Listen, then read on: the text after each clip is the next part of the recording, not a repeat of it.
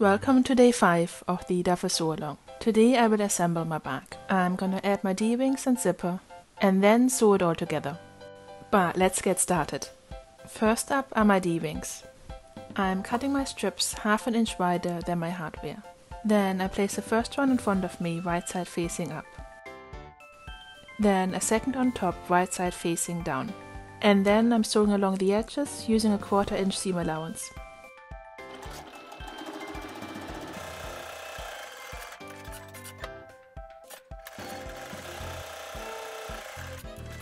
And now I'm turning my strip right side out using a safety pin.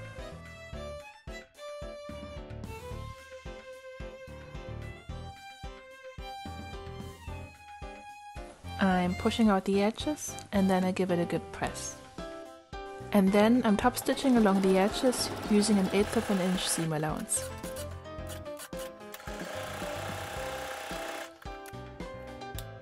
And now I cut it into 2 pieces, each measuring 2 inch. Then it goes through my D-rings and then I baste it in place.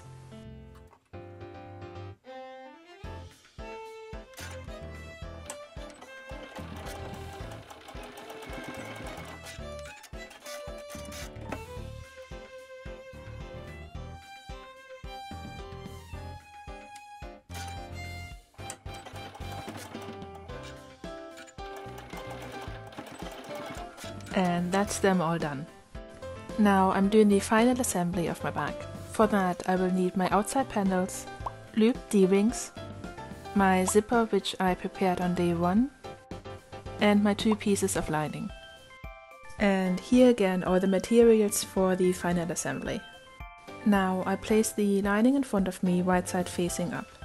On top goes my zipper teeth facing up, and then my outside panel right side facing down, making sure that the handle is out of the way.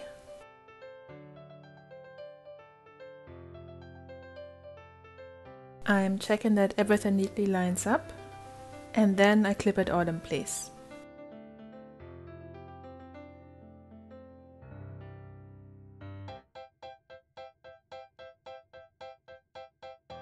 And one more time I'm checking that my handle is out of the way, and then I sew it all in place. And this is it. I open it all up just like this. Now I place my second lining in front of me, right side facing up. On top goes my zipper teeth facing up. And then my outside panel right side facing down. Again making sure that the handle is out of the way. Now I'm checking that all the layers are neatly lining up, and then I clip it all in place.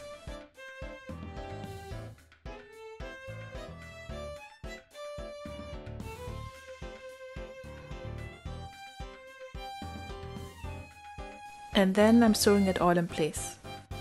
And this is my zipper all in. And then I'm opening it all up. Your zipper sandwich should now look like this. Give your panel a good press and then top stitch along the edges. And now it looks like this.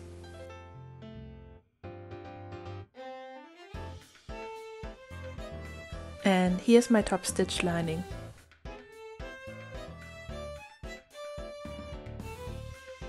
And now I'm adding my looped D-rings. And that's them all in. Now for the final assembly I open up my zipper just like this. Now I'm gonna fold my fabric zipper sandwich. Lining against lining and quilted panel against quilted panel. Right sides together. Again making sure that my handles are out of the way. And now I clip all the outer straight edges in place, making sure they all neatly line up. Only leaving an opening at the bottom of my lining. And then I sew along all the outer edges using a 1/4 inch seam allowance. And this is it. Only an opening at the bottom of my lining. And now I'm boxing out my corners. I'm pulling open the corners and pinch the 2 edges flat together, matching my side and bottom seam. And then I clip it all in place.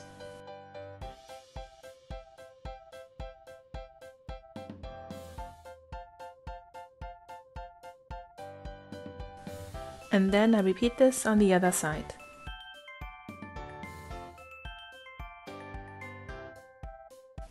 And now I'm repeating this for my lining.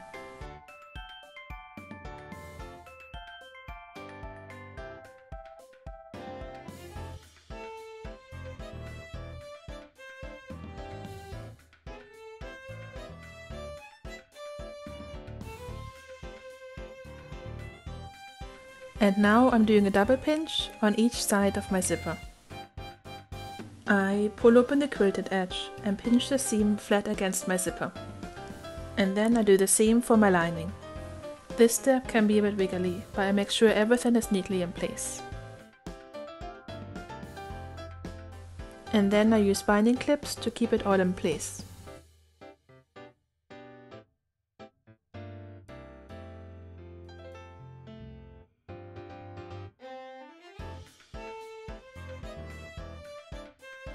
Now I repeat all of this on the other side of my zipper.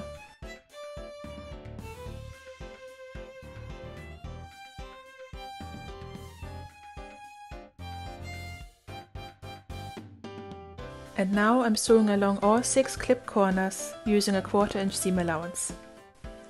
And this is all my corners boxed out. A quilted corner, a zipper corner and my lining corner. And of course the same on the other side. And now I'm turning my bag right side out through the opening in my lining. It's almost like magic. Or Christmas. Which is magic as well, I guess. I'm making sure to really push out all my corners. And then I'm only closing the opening in my lining. You can find a video tutorial for this right here.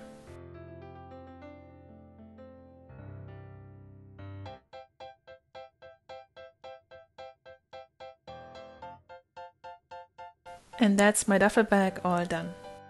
And as you can see, no raw edges or binding on the inside. Just a super neat finish. And this is it for today. Tomorrow I'm gonna make my shoulder strap.